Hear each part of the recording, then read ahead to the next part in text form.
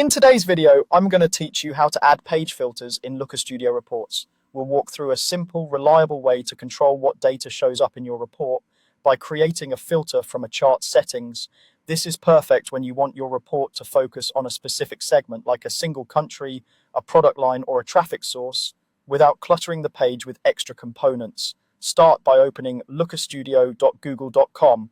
Once you're in, create a blank report. You'll land on a fresh canvas ready for editing. On the page, select a chart. If you already have one on the canvas, click it to highlight it. Selecting the chart matters because the options we need appear in the right-hand properties panel only when something is selected. With the chart selected, look to the panel on the right. You'll see two tabs, typically labeled Setup and Style.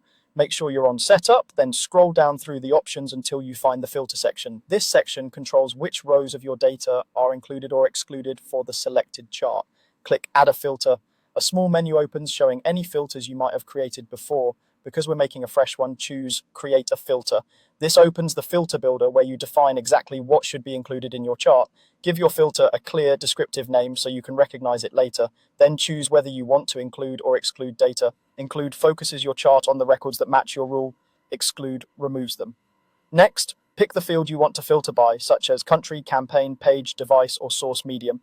Choose the condition that best fits your goal, like equals, contains, starts with, or rejects if you need something advanced. Finally, enter the value you want to match. For example, you might include only United States or exclude internal if you tag internal traffic.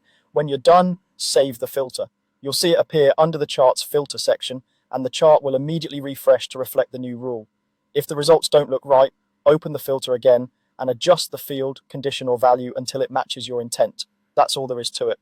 By creating filters from a chart and applying precise rules, you keep your report focused and easier to interpret. You can reuse the same filter on other charts in the report or create variations for different views, maintaining consistency and saving time as your reporting evolves.